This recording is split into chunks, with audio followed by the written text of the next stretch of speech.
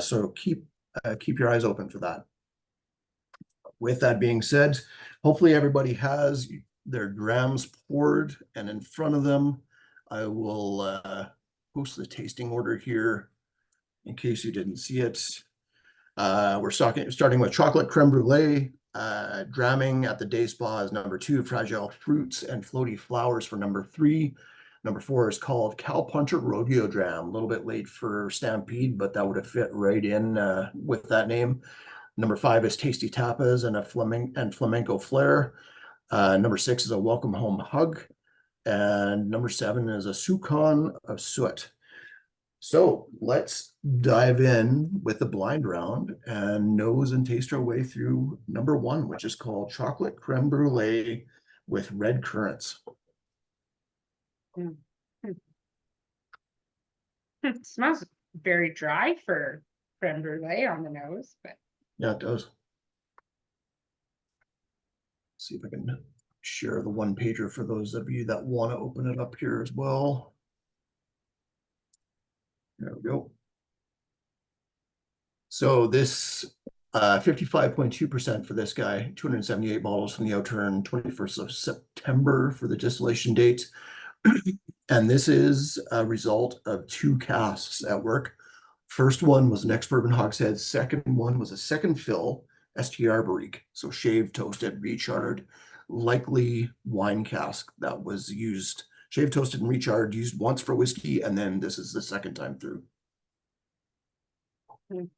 Does have those typical red fruit and spice notes that you get on a lot of STR casks.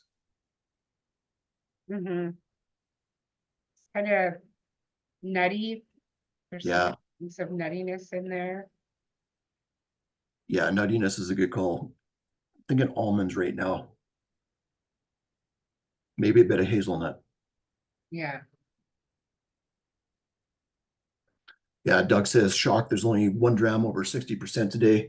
We kept it on the low side so everybody could recover from that 65% and change one from last month. I was starting to get some sweetness on the palate, so I decided to dive in, and it definitely like explodes. Ooh. With like red currant jelly and like stone fruits, and like really yummy. Yeah, really nice Like those currant notes on there. Yeah. Pretty woody, very nutty as well. Like the wood from the 2 casks is definitely showing there. Those spice notes are nice too. Like it bursts onto the palate and like makes its presence known pretty quickly, but then does soften up on the finish there quite nicely. Yeah, it's got a nice toastiness to the finish, which I'm really enjoying. Yeah, a little bit of like red velvet cupcake, those Crave cupcakes on it. Cool. A touch creamy, but the spiciness keeps it from being just all creamy and cloying and sweet, that's for sure.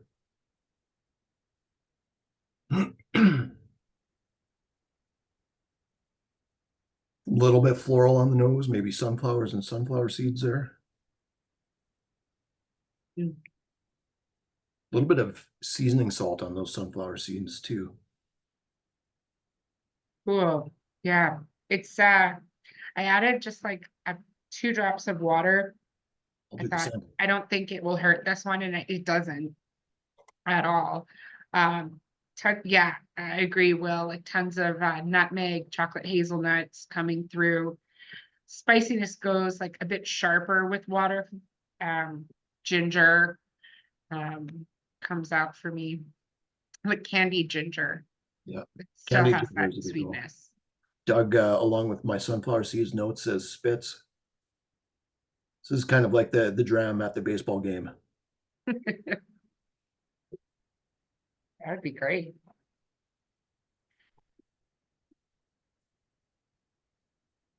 Yeah, I'm surprised. Water sometimes gets a little bit disjointed or makes STR casks disjointed for me, but this one does not. It holds together pretty well.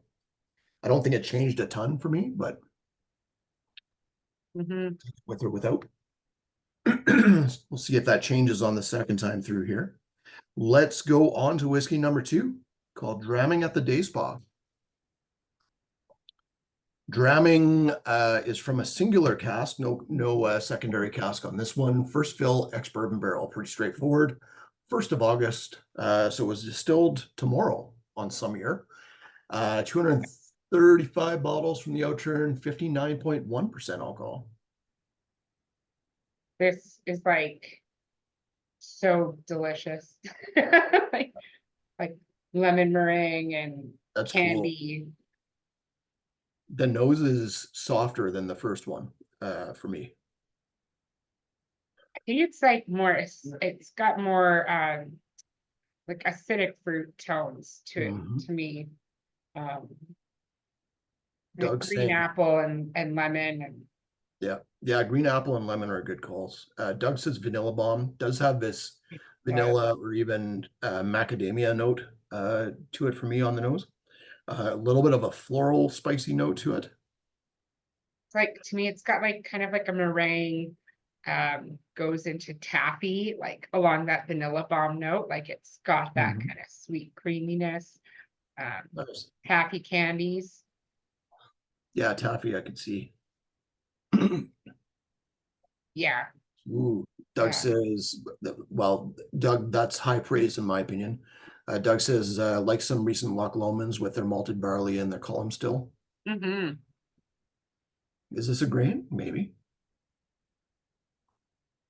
Is this a grain, you think? Yeah, maybe. Maybe. Super concentrated, like zing on the palate there right up front though. Oh yeah. Yeah, this lemons again, it is like a little bit salty, almost going into like a lemon pepper seasoning, not heavy on the peppery notes, but It's quite oily Mhm. as well.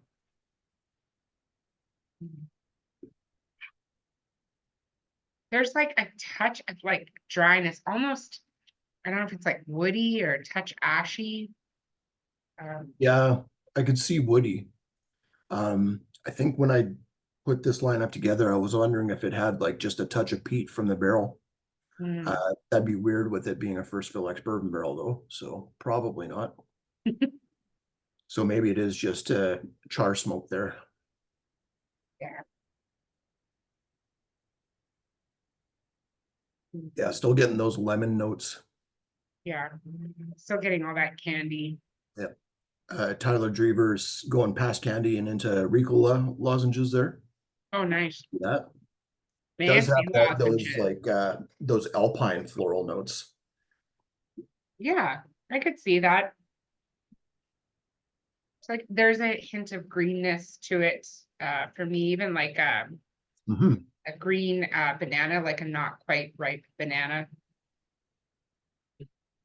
That's a good call. I'm gonna say, and this is probably the vanilla as much as anything else, but a bit of chamomile in there again, which seems to be one of my favorite notes lately. Well, it's very comforting, chamomile, Mhm. so it's not a bad thing.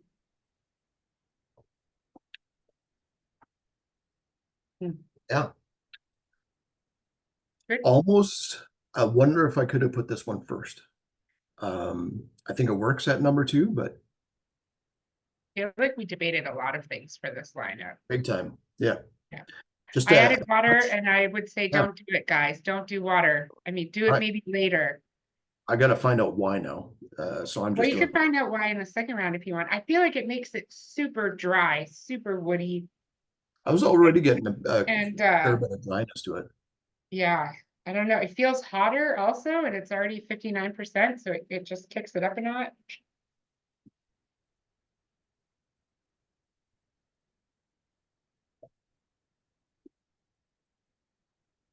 Oh, well, Christy says Fisherman's Friends lozenges. It does have that sort of drying, maybe like a touch of like menthol or eucalyptus, like dryness Yeah, to it. Like when it is. you inhale afterwards, it's still a touch cooling. I feel like after we do the first round and come back to it, that water, I hope will bring out Reintegrate. the fruit and the spice will relax. Yeah. I haven't poured these, I poured these quite recently. Like normally I like to pour them about 20 minutes ahead of time, but I didn't. So maybe that has something to do with it. Could be. There's just a touch of like lychee coming out, Cool. with maybe a bit of tapioca in there as well with water. Not a ton, but just a bit more. And into like just a touch of angel food cake as well. Oh, cool. Okay, let's go on to number 3, which is fragile fruits and floaty flowers. This is from a second fill ex-bourbon barrel, 31st of January for the distillation date, 157 bottles for the Outturn, 57.3% alcohol. And I know I'm new to this club, but I feel like we've had this before. I know this word. Mhm.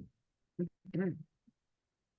This is showing a bit more of that floral side of things. Oh, it's Got really a, pretty. got a little bit of like bounce dryer sheet in there. Totally. I was just gonna say someone's doing laundry in the building. Mhm. More of those lemon. I don't know if it's all the cough drop notes, but in there, medicinal lemon. It's floral plus petrichor. Like it's flowers after you've just watered the garden.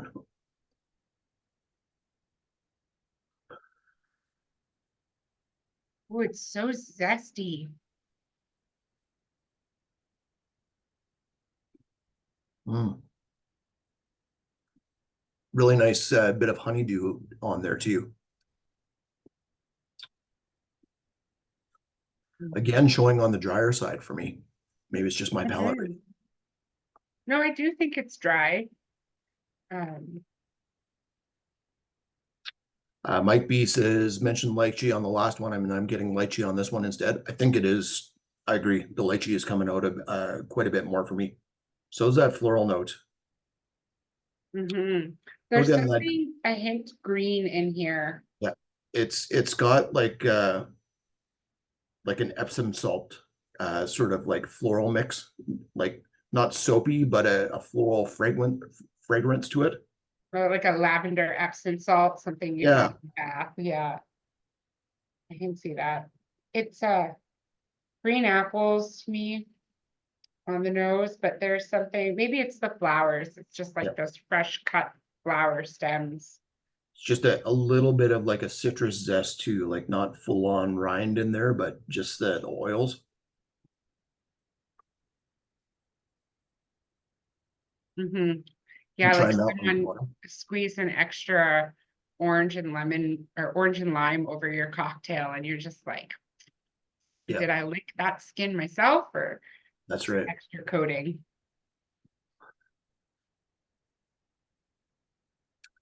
Green wise, it's almost going into like fresh arugula territory where it's just a bit peppery. That's a good note. Mm. And there's these background red fruits in there, like dried strawberries, not the jamminess of it, but just the Yeah, dehydrated. Yeah. absolutely. As soon as you said that, I can pick that out. The special case cereal with the dried strawberries is awesome, and that's exactly what it Mm, smells like. good call. Does have those cereal notes like that Yeah, too. it does. Mm, I like that one. Cool. Okay, on to the Stampede Dram. After the Stampede, this is Cowpuncher Rodeo Dram for number 4. I was expecting from the name that this is going to be very leathery Yep. or very beefy. It, Like, it, it could go either way or both ways, it based on the could be notes so both. far. This started its life in an ex-Texas rumble barrel. What is that?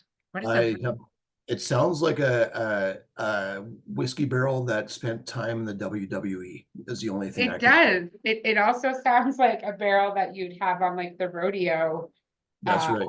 circuit that the horses run around, and then they filled it up after. Yeah. It's the one the rodeo clown hides in as the as the bull goes by. Right. Doug, Uh did you say balcones as the cask that it held, or as your guest to the whiskey? Oh, the cask. yeah, could be, could Okay. be. Final cask was a first fill ex bourbon barrel. 15th of February for the distillation date. Just missed Valentine's Day there. 122 bottles from the Outturn, 61.8% alcohol. That is the highest of the night, I think. Nope, I am wrong. Though we are ending on the highest of the night. Mhm. Ooh, this Mm, is Will says red apple skins with cinnamon. I would even say cinnamon. peaches and cinnamon in there for me. Peaches, I think both are right. Yeah, there's something that there's a like a the Sour Patch peaches or whatever note in there that reminds me of Pendrin. And to me, it's more, oh shoot, the chewy raspberry Mhm. berries, Nice. obviously with cinnamon. Yeah. Yeah. Yeah, Will Christie says stone fruits definitely. Yeah. Yeah, even like some hyper ripe golden pear notes. Even Um, those dried pears, those dehydrated pears that we have on the charcuterie cards from peasants sometimes. yeah. It's also got like kind of like a brandy note in there. Mhm. Tim says coffee and leather on the nose with whiskey number 4. Yeah, this is like going into, not to use Starbucks terms for coffee, but blonde roast territory, like a super light roast, not full on espresso grounds for me. Definitely something like Trave cakeish in there too. I'm trying to decide which one. Oh, that palette is surprising. Mm. Oh, that's awesome. Oh, it's bursting with flavor. It is. That sour peach or the candy peach notes, the fuzzy peach candies, that's what I was thinking of. Is Yeah, there reminding me of Pendrin again? totally. Yeah. I do get a bit of That's that strawberry can was it strawberry bonbons that you were thinking? Or was it No, the those Swedish raspberry gummies? berries. Swedish berries, yeah. There's a bit of that on there too, on the Yeah. palate. Oh, there's so much going on. The toastiness, the coffee, there's like just this like wisp of smoke on the leather. Yeah. Uh, yeah. Someone's just lit up a tobacco pipe in the background there. Yeah. It's just wafting around the room. Yeah. It's like you put on somebody else's vest and they are a smoker. Yeah, It's Chris's cigar vest. that's right. Derek Yeah. P just simply says this is good. Can't disagree with that, Derek. I quite like this one as well. I'm gonna add water just to see what happens. I don't Oh, know that needs I'll it. join you.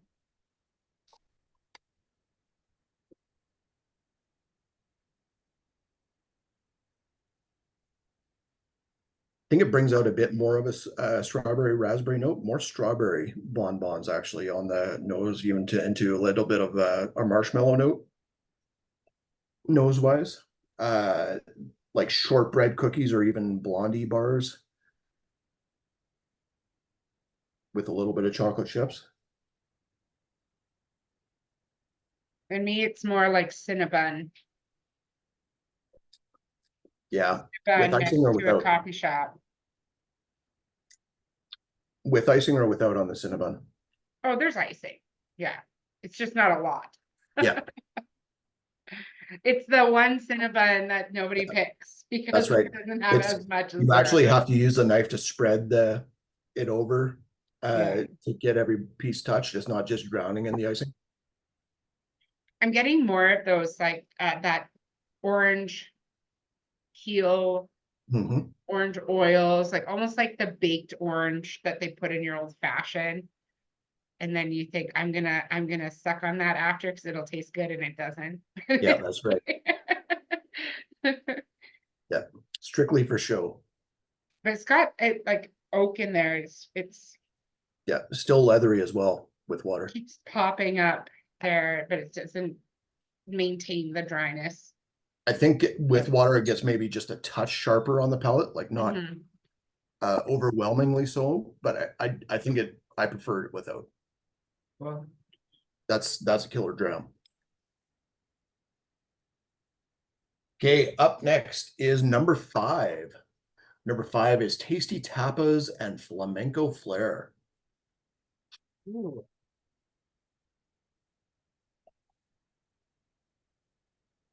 Ooh. Going into Peak Town. This isn't peaty yet even. I smell You're on number 5? or someone smoking around me. Could be. Nobody is smoking. This Big is still weather on and like like lemon and wood. meringue territory for me. Sorry, Evan. This is in lemon meringue territory for me, even into like a lemon pledge note right now on the nose. Mm.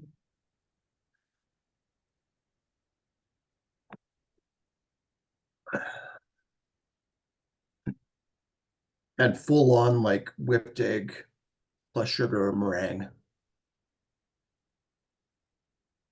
Mm.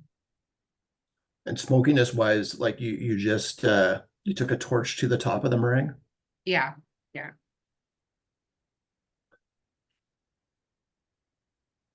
A little bit tea-like on the nose as well. It's like Earl Grey meets lemon zinger. What brand is Lemon Zinger? Yeah. Jeff sent me a bunch of tea samples and I don't know how to make any of them because he said they're all from different times and places and it demands different volumes and temperatures of water. And he was going to send me a book that he wrote and I have not gotten it yet. So, Oh, I could probably forward it to you, and it is nearly a book. Like yeah. Jeff got verbose on it, but he knows his stuff. Well, I would take that because I want to drink these teas. And I'm still nosing this one. Will Christie says I yeah. could see a mix of meringue with vanilla custard and or tapioca. Sweet, rich nougat. Nougat is a good call. Doug says egg salad sandwich with cherry coke. Sure.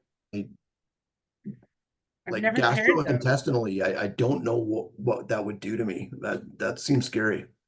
I think your wife should be scared. That's right. And the kids. All right.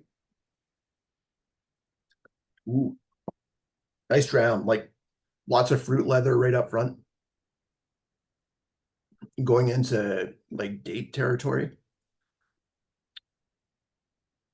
A little bit of dried apricots as well. Drying again on the palate for me. Yeah. It has I know this is weird, but I'm getting like just like a very light kind of heightened sweetness of a teriyaki sauce. Cool. From those sherry casks, but you still get like I don't know, this like hint of rum and dark chocolate and spices and Like going from sweet into umami territory almost. yeah. I could see that. Yeah. It does have a little bit of like the pickled ginger they get with sushi note to it now too on the nose.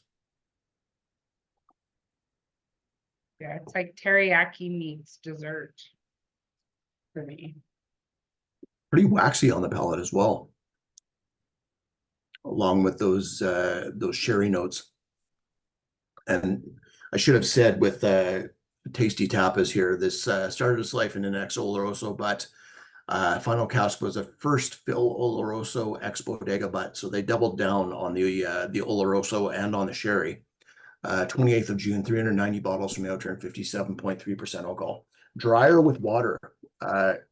Derek, that somehow doesn't surprise me, and now I got to try it just to see if I get the same thing, because I feel like the wood is going to become more prominent on this one with water. We'll see. I'm afraid. Yeah. It almost sounds like a burnt, like caramel, like you're trying to make like toffee or something at home, you kind of overcook it. Like the burnt brown sugar note. Yeah. Yeah. Goes a little bit more into like wood chips and cinnamon, or even like cinnamon stick on the nose with water.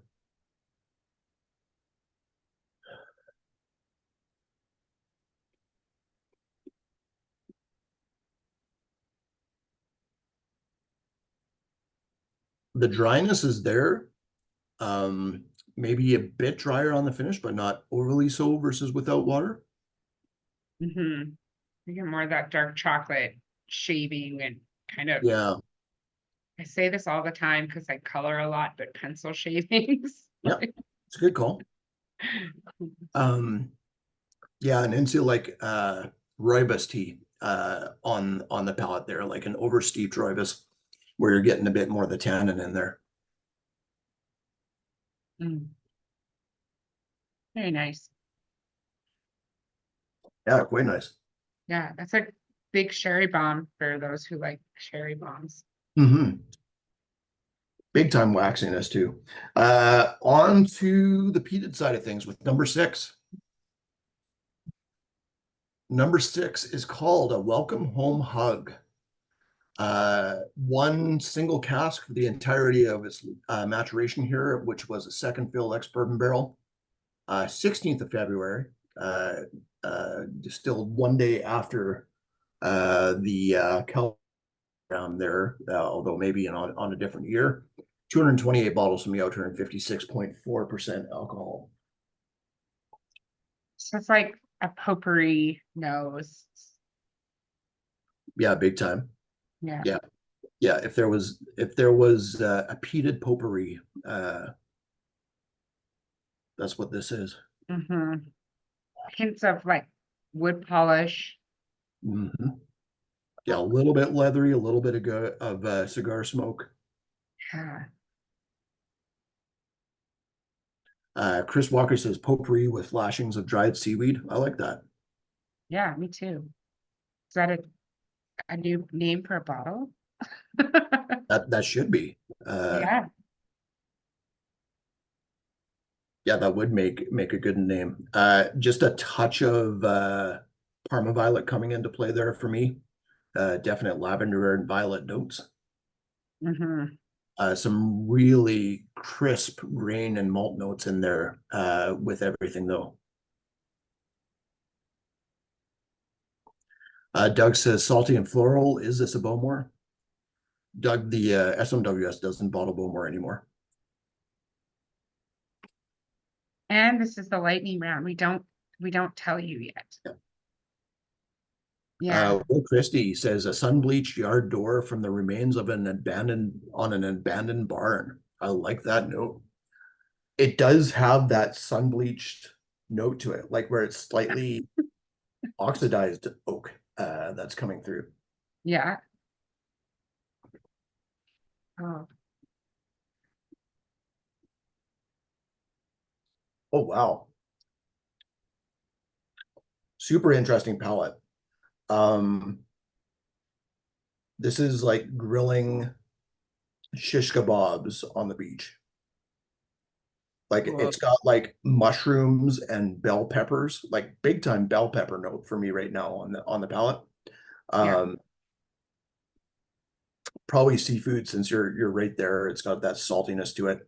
Yeah. Like you've got like pineapple on there as well, but the pineapple is more of the dry rind than the pineapple itself.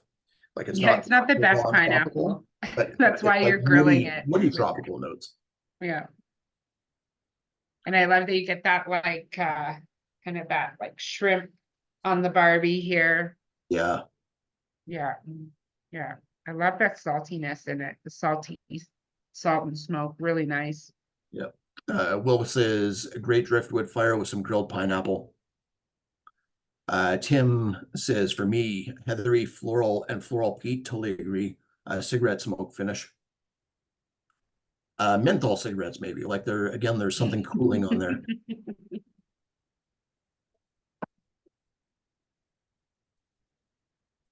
It's like you're not smoking a cigarette, you're smoking the advertisement page for Virginia Slims from a Rolling Stone magazine from the 1990s. Where it's like some tall, skinny woman on a tennis court playing tennis. Really, she's not standing like making martinis somewhere. No, We've this come woman's past the professional 90s woman. professional tennis player. That's beautiful. I'm gonna try water just for kicks. Again, don't know that it needs it, but I don't think it'll hurt it. Definitely doesn't. Steve says no. Steve, I'm doing this for you, man. So you don't have to. That's right. A little bit more hay bale coming out with the water on the nose.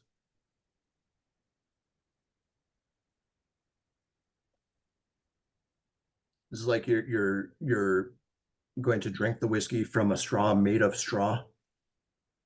Hey, well, I think the first straws were made of rye, so that's all right. Doesn't hurt the palate. Goes a little bit chalkier. Saltiness stays around. Don't mind that chalkiness, but I don't think it needs it necessarily. Works both ways. The finish on both sides, water and without water, is like you've just destroyed the top of your mouth with Mrs. Vicky's salt and vinegar chips. like it's just a massacre in there. Whereas you've got your cut up salt and vinegar gums at the end of it. I'm not getting that. Maybe it's my terrible dinner. I don't know. But really cool dram. I do want Miss Vicky's though. Yep. I mean, you haven't scared me away from them, but I'm not getting that. Oh, nobody should be scared away from Miss Vicky's. Let's end with number 7 for our lightning round, which is called a soupcon of soot. From a refill recharred hogshead, 2nd of July, 207 bottles, 64.4% alcohol. I love the opening line from the society here is the nose was a hillbilly honker. Hay smoked cloudy cider and beach smoked cheese. Apple skins, nutmeg, and burning barns. Is that the tasting note? Yep. That's the society's for opening line there. Oh, and ice cream cones for the kids, they say. For the kids, right? Because that's what the society's all about. It does have this, like, this isn't a waffle cone. This is the fibrous, probably made from styrofoam ice cream cones that you get. The ones that are like round and have a flat bottom for the kids. I love those because they catch all the melted ice cream and it's the best at the end. Yeah, it's where it's starch of some kind, but probably just barely food grade. Really nice nose on this one. Again, like floral and perfumed, but in a different manner than the last one. Not as salty on the nose. Will Christie just perfectly nice worded my first impression. Ovaltine melted on a barnyard door. Nice. That's totally it. It does have that Ovaltine note to it, big time. With vanilla. You attempted to make a s'more, but that s'more is now on the campfire. Lots of graham wafers in there too. Yeah. The smoke is along that sort of like probably mainland peat of burning leaves in the fall notes to it.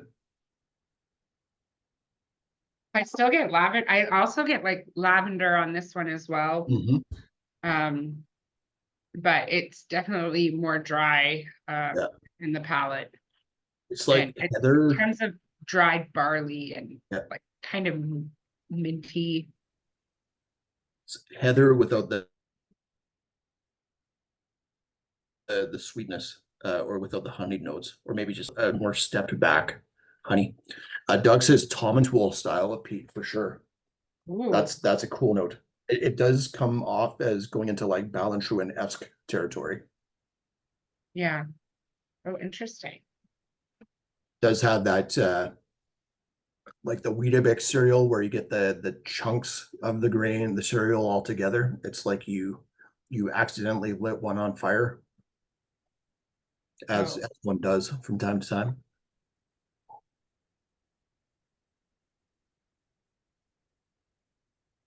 it's quite woody. Big time. Yeah. And it's kind of like you're burning the wood for your old fashioned, and then you Yep. just don't do anything with it. You just let it burn. It's wild. The finish almost has like a burnt garlic note to it, which garlic is not something I get a lot on whiskey typically, but Oh, cool.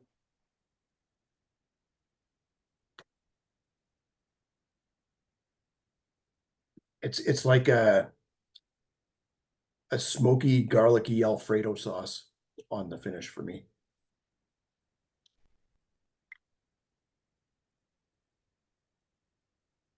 Gonna add a bit of water just for kicks. Nuts and fruit sugar ground into ash, pardon me, says Will. James says, I like to light my Weetabix on fire with intent. Good call, James. Yeah, I like it. Will says maybe a bit of creosote. I could see that. It does go into like old railroad tie territory if you've ever gotten something to make garden beds or something out of them. Yeah, there is a little bit of that kind of old iron like note, but Yeah, it's more like it's more dirty, ashy, sooty. Like you accidentally threw a piece of wood in the fire and it's got a nail in it. yeah, Yeah. yeah. Or like a penny, super old penny note to it. Yeah. A little bit sweeter up front with water, then it goes dry on the finish. That's a cool dram. Okay, so that's our first round. I hope everybody enjoyed that first round. That's a lot of different tasting notes on these ones, which makes it a lot of fun. Really interested to try a couple of these again. Cowpuncher for me was probably the most flavorful of the bunch. Yeah. Soupcon is shows really nicely. So does Tasty, Yeah. number 5 there. But I'm excited to dive into these first mellow ones again. And full disclosure, I'm not going to be able to give you guys the entirety of the information on here because I don't have all the information myself yet.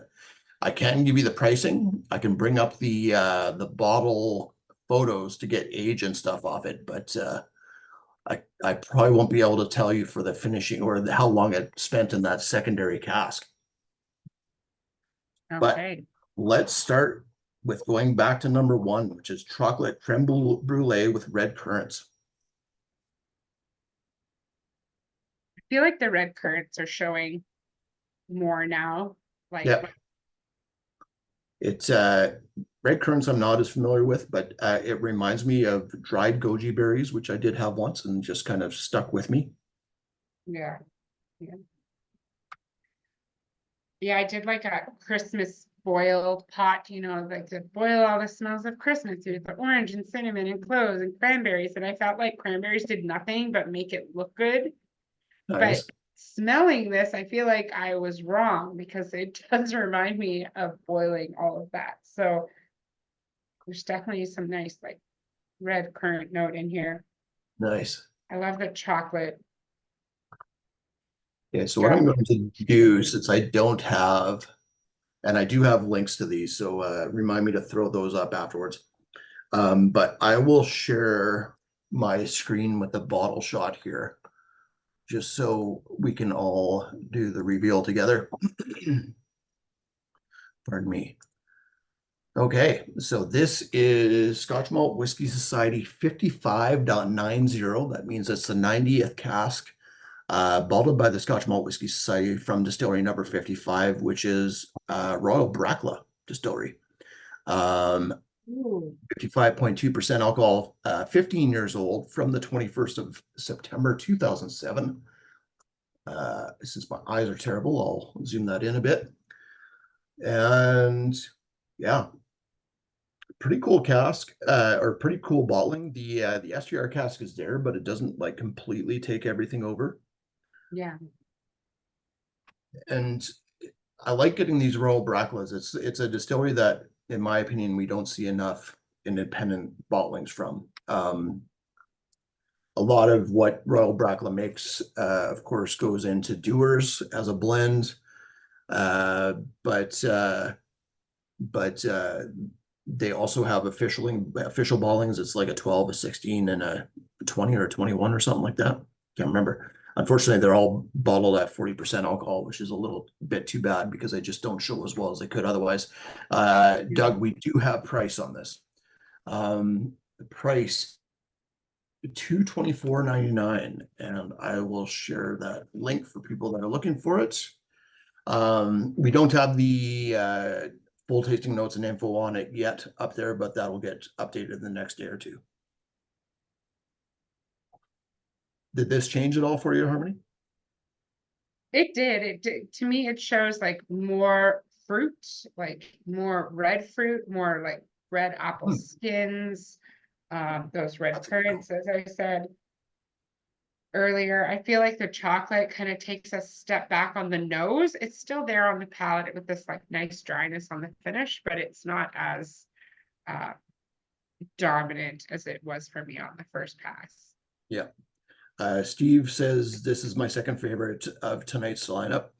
Yeah. I think this actually is a quite a good dram as well. I agree. It's not as over the top as some of the other whiskeys that we get to later on in the lineup, Cowpuncher and Soupcon specifically, but it's a nice example of a whiskey that's seen two casks but doesn't hit you over the head with it necessarily. Yeah.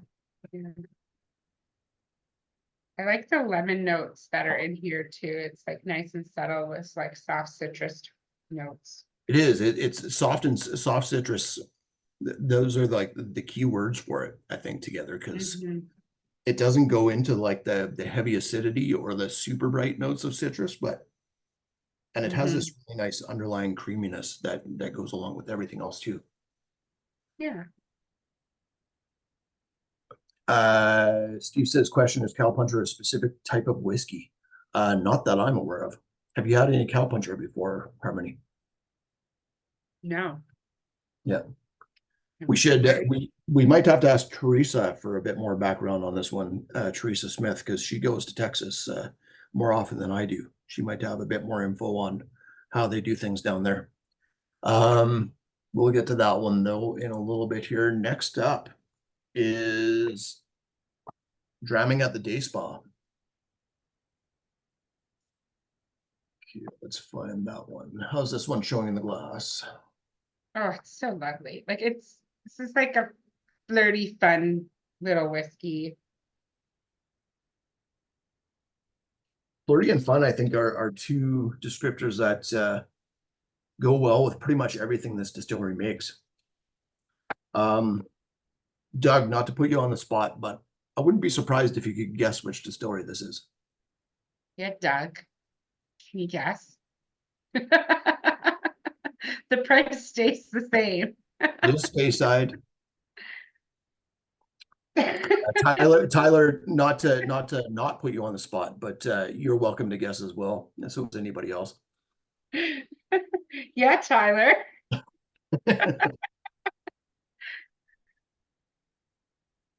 This is probably my favorite of the common SMWS bottlings to see, where we have seen a lot of them. This is the 343rd cask from this Speyside distillery. And I might as well just go ahead. Which you would think we see at least a good portion of it, that sort of outturn. Yeah, so this although is, it's not the only one that's been the 343 in this lineup. that's right. So this is 35.343. Distillery number 35 is Glen Murray Distillery. Probably the most, it and Kalila, in my opinion, are the most consistent distilleries that we see from the Scotch Malt Whisky Society, possibly from Indie Bottler, in the fact that they may show differently here and there, but the quality is always, or almost always, top notch. Like you have to actively work at ruining a whiskey from Glen Murray or Kalila, and you have to work hard to do it, in my opinion. So this is 9 years old, from the 1st of August 2013. 35.343 for Dramming at the Day Spa, and price is 136.99. Wow. Not bad. Yeah, pretty well priced. We did have, I think we've got, let me take a look at that. We had a Glen Murray like not too long ago. Yeah. That's what I like about Glen Murray is that they're quietly, consistently available in independent bottlings. And if you're looking for something that you're just going to pick up blinds, you're probably going to be happy with anything you get from an Indie Glen Murray. Would you say that this bottling is similar to like a Glen Murray bottling? No. Or they're quite although different? I could be wrong. Like honestly, I haven't tried their new bottlings that they've released. I'd be shocked if it was similar, just because even though it's not owned by Edrington now, they are owned by a company that worked closely with Edrington, a French company that owns Lalique. Okay. Not to denigrate what they do, but I'm guessing there's a lot of cutting down to 43% alcohol and kind of not just letting the whiskey do its thing. Hopefully I'm wrong. I would be very, very happy to be wrong, but like it doesn't show completely out of line with our Berry Brothers and Rudd KWM cask of Glen Murray, where it's got the fruit and the floral mixed together, and it's like super spring fresh. And even we've got a Berry Brothers and Rudd 1991 Glen Murray that shows, like, as an older iteration of this. Yeah, I love that bottle. And if you want to try it, sign up for the Berries 4x2 tasting because it's in there. Doug knows a bit more than I do on this. He says there's much more of a malty note on official bottling Glen Murray's. Good to know. And I think they are either here or coming here. I noticed that a certain whiskey club / liquor store in Victoria just put a YouTube video on one of the official Glen Murray bottlings, I think. So I'm looking forward to watching that from the Dram Association and seeing what's up. Tim says he signed up for the berries tasting. I'm looking forward to that one as well. I'm hoping to sit in because that anytime I get a chance to taste that Blair Athol and the Linkwood that we got, those are fantastic whiskeys. I'm a Blair Athol fan of myself. I think they're both good, but the Blair Athol, like, nice. It's me. Yeah. Okay, next up is Fragile Fruits and Floaty Flowers.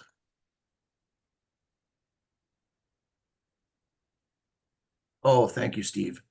Here, guys, just in case you're wanting to follow along but not have to put up with me forgetting the links, this is actually the link that goes to all the bottlings that I've just inputted there. So that's the entirety of the August Outturn. So you get to skip ahead if you don't want to listen to me. Yeah, like string you guys along and try and reveal stuff. But let's pretend I didn't give that and go on to the next one. Don't you dare, guys. Yeah. Evan, we're here for you. That's right. I assume I'm the main character in my own story here. So okay, Fragile Fruits. Harmony alluded to this. This is a returning bottle. So we've got 6 new drams, 1 returner. Doug says there's a cherry note on this that I would have guessed at Royal Brackla. There's another distillery that gets that cherry note in ex-bourbon specifically, and red fruit notes, surprisingly, on ex-bourbon casks. And Is that it is this? Belle Blair Distillery gets that a decent amount as well. This is from Belle Blair Distillery. This is cask number 70.53 for fragile fruits and floaty flowers. Here is the bottle shot. We do have the full notes up on this since it's a returning dram. 14 years old for this one, from the 31st of January 2008. And we tried to put it in a spot where a lot of these returning drams that we pick for the summertime are picked because they just it's not that they're not good. It's the fact that they got looked over because of the lineup they were in, where there was something like super special in that lineup, or the place that they were in for that outturn. They just didn't show as well as they could have. So this gives us a chance to refocus and revisit and hopefully put it in a spot where it's going to show more on its own. What was this in previously? Mike asks. Mike, this was in, I believe it was October of last year, August. Nope, pardon me. December of last year, December of 2023. Thank you, Chris. Wow. How does he remember that?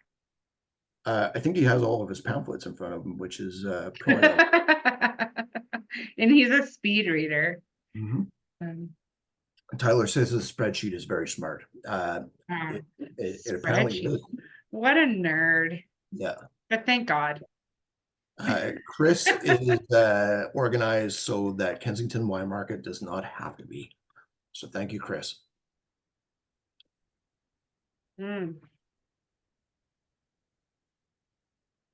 Yeah, that's a good summer dram. Okay, speaking of drams, on to Cowpuncher Rodeo Dram, number 4. And I think we kind of gave this away, but that's fine. Yeah. And I did reach out to Teresa and asked her if it was a style or what it was. And she said it was a society reference to a distillery bottling. Nice. Yeah. Well, and I think that the cask that was used is possibly why Doug guessed the distillery. Could be wrong there, Doug. So Cowpuncher Rodeo Dram. I'm just going to go ahead and share this one. It is from Texas. It is from Balcones Distillery. It is 4 years old, from the 15th of February 2017. That great date where everybody breaks up after Valentine's Day is done. But at least they still distill good whiskey that day, which is very important. Initial cask, again, is an ex-Texas Rumble barrel. Probably referring to a cane sugar spirit, I'm guessing, of some sort, where it's not full-on rum, or they can't call it rum, but it is essentially the same. Again, maybe Doug knows better, but that's my guess. Finished in a first fill ex-bourbon barrel, 61.8% alcohol, from Balcones, the 14th cask from distillery number 140. This is the second Balcones cask I think we've gotten. I can't remember. Was it At Home on the Range? Was the first one? Yeah, that was one. Yeah. At least, at the very least, that was a name of a society bottling. Doug says Balcones re-racks everything constantly unless they sent the new make to SMWS. Yeah, my guess is they sent it in cask over the to the SMWS, but it could be wrong. I like how we're getting these more hyper-specific cask types, like we had an Applejack barrel a couple of months ago as well, which was interesting to see, which gave it away from being from a New York distillery for that one. That was a rye, if I remember correctly. Chris says, thank you, Chris. Fact checker Chris says At Home on the Range was a Ben Nevis. That is correct. Give me a second and I will try and look up which. Well, and I asked Teresa what a Rumble cask was, and she said Balcones did a spirit in the past called Rumble, and it was like a rum whiskey blend. So nice. That's what that is. Okay, so the last one we had was Scotch Malt Whiskey Society 140.12. And that one was called Little Dram on the Prairie. And that was back in April of 2023 for that Outturn. That one was quite good as well. I think I prefer this one, although I haven't had it side by side sided them. It's got like a little bit of a cross between like black licorice and the Tootsie Roll. Ooh, good call. Still getting that Penderin-esque fuzzy peaches note. Cool. What was the price on this Yeah, bottle? the price on this one is pardon me, 210, 209.99. Thank you, Tim. Thanks everyone for opening up that link, getting the answer. That's right. We got at least a dozen fact checkers now, which is what KWM always needs. Oh, we need it. Unpaid fact checkers are our favorite kinds of fact checkers. Absolutely. In fact, even better are the ones that pay us to fact check. We love those. Yeah. Send us samples and we'll send you things to proofread. That's right. After we've already published it. Yeah, exactly. Obviously. We only edit around. and proofread after it's already out. After it's entered the diaspora. Back to tasty tapas and flamenco flair. So I said waxy a couple times on this. This is a Speyside distillery. So it's the distillery that people should combine with waxy as much as they do a Highland distillery by the name of Clynelish. Thank you, Doug. This is a secondary cask, well, a 2 times ex Oloroso cask, Del Ewan. Cask number on this one is 41.162. 12 years old, from the 20th of June, 2010. Speyside for Del Ewan. Another, maybe not as prolific or as sought after for just like damn good drams, no matter what, as Del Ewan, but the quality does tend to be there for Del Ewan single cask from any independent bottler, which is cool. It is another whiskey or spirit that does seem to take well to different casks. We have a single cask from Berry Brothers Run that was aged or finished in a Vinsanto cask, which is crazy. Goes a little bit more decadent and dessert-like versus this one. But considering this saw 2 different sherry butts, still has this waxiness that still comes through from the spirit, which is really cool. Yeah. It's I feel like it really takes on that PX for me. Yeah. Like dry character. It's like I can't decide if it's savory or sweet. And like I said, it's surprising because it was 2 ex Olorosos, but it does have that almost like going into like a buttery maple syrup note to it. Like lots of toffee and butterscotch as well. It almost goes like Glenfarclas-esque, plus a heck of a lot more waxiness on the palate right now. Yeah. Price on cask number 41.162 is blah, blah, blah, blah, 188.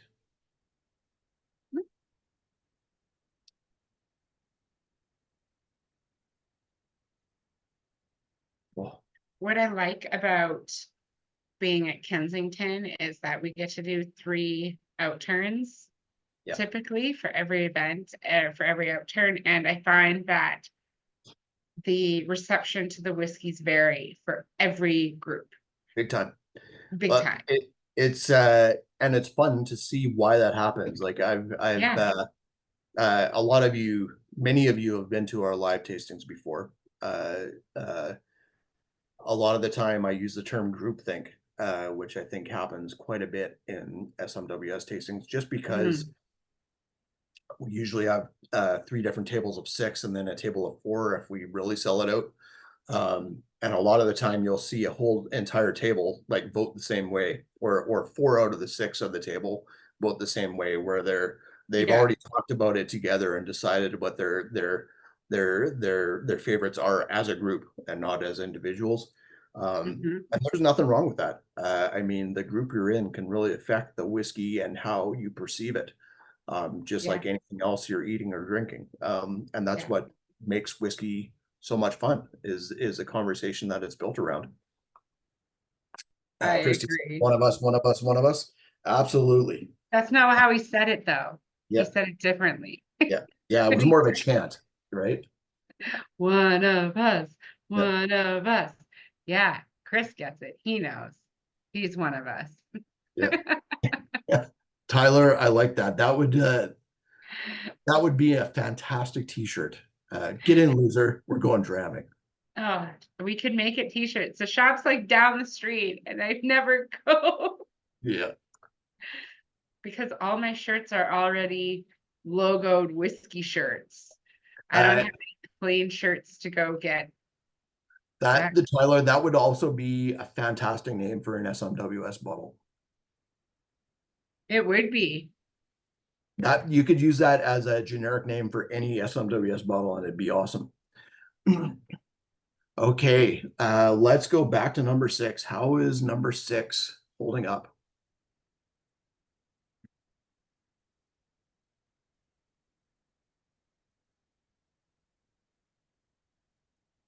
Think it's gotten a bit more floral. It has, yeah. Yeah. Steve, how does your empty glass smell? I imagine you have none left. It probably smells like he's buying one, is my guess. Hmm. Well, good. Buy now. I mean, I don't Yeah. know if it counts anymore because the online thing, but we're And, donating 20% of all of our sales to Jasper that's right. today. So call in your order. Ah, we closed. And Never mind. now's my chance to apologize to Doug for throwing shade at him and trying to throw everybody off the path. This is indeed a Bowmore. Pass number 3.343. This is an 18-year-old single cask Bowmore from a second fill ex-bourbon hogshead. I really like this one. I like it more now that I've tasted it in a tasting and not just in the run through to sort the lineup out. I wasn't as impressed with it the first time around, but this is kind of like getting into some of those NAS Bowmore bottlings, like the rocks and stuff like that they did years ago, where they're like punchy and at a higher strength, and it still has all that at 18 years old, which is really cool. This isn't the soft and sherried 18-year-old official bottling that you get, and it's a more rugged Bowmore than you often get at this age too, which I find I quite enjoy. Yeah, it's beautiful. It's so Mhm. lovely. I can see why Steve liked it. Yeah. Will says it definitely develops with some time in the glass. Who knew? Yeah. Uh, it develops it with time in the glass if you give it time to develop. And that's the hard part with some of these. Yes, it is. Um, yeah, it And is.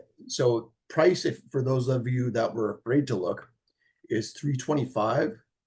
That is expensive, but that's not out of line with it's actually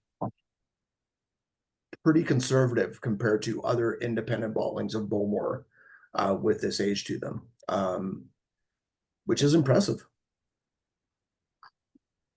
Now I have to Google Bowmore. Hmm. Price checking. Killer dram, that one. That's beautiful. If anybody is feeling like they just need to give a little more, you've donated to the Red Cross for Jasper, you've bought stuff online today, My birthday's in October. That's right. I If you also want to donate to Jasper and donate to Harmony, you can send your bottle too. I've never liked the term charity case until this moment. That's right. Uh, Yeah. Yeah, I take a charity case of this one for sure. right? I think we all are. This Okay, moment. last but not least, back to a soupcon of soot. Mm. Maybe a little bit more difficult to guess where this one's from. Doug's mention of Tomantoul was a really good one.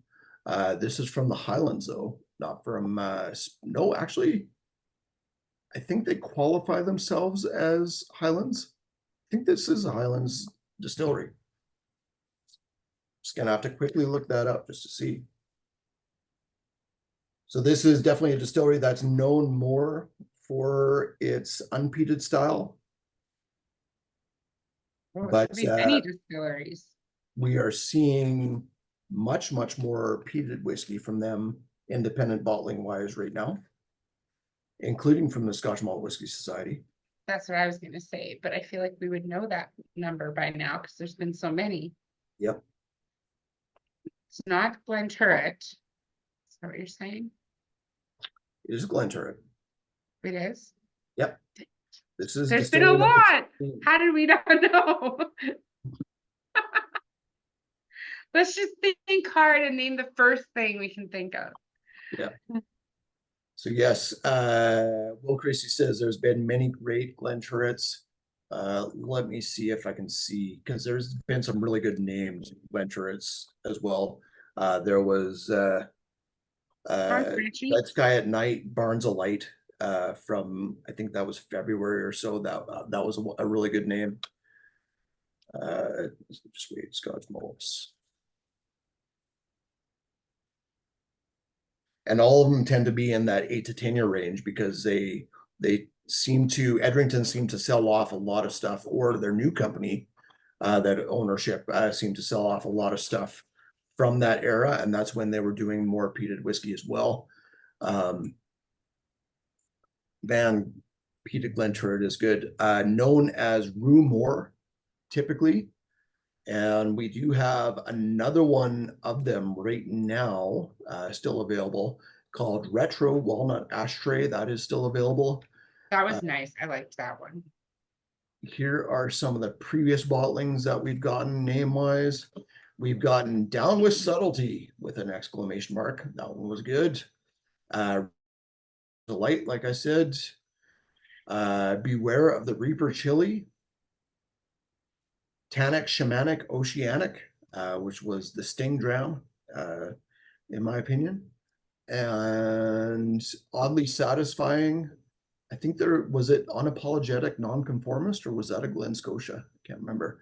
But either way, the Trinidadian Elic of Kenneth Mont was an Ardmore will, I believe, though.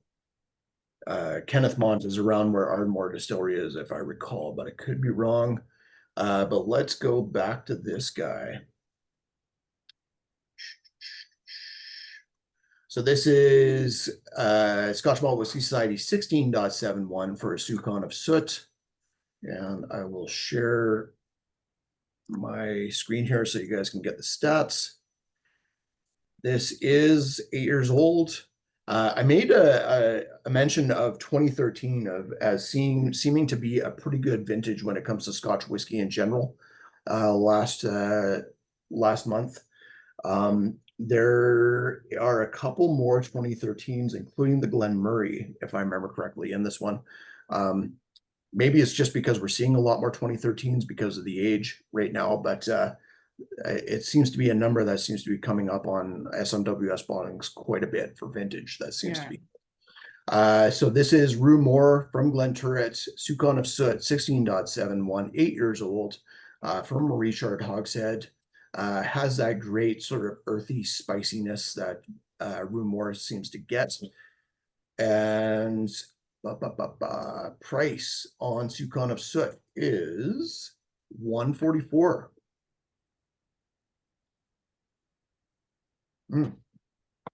Well, not bad. not bad. What a nice lineup that was. Yeah, that was a good lineup.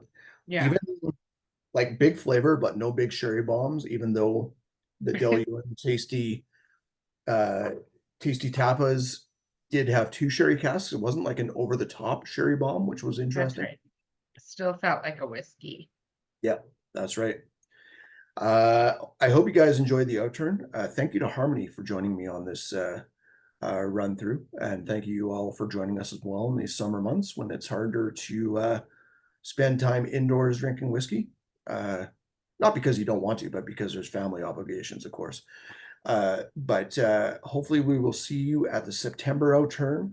If not before that, keep an eye out for the next Malt Messenger. I think there will be some information in there that you guys will be looking for when it comes to upcoming tastings, specifically that super expensive one in September.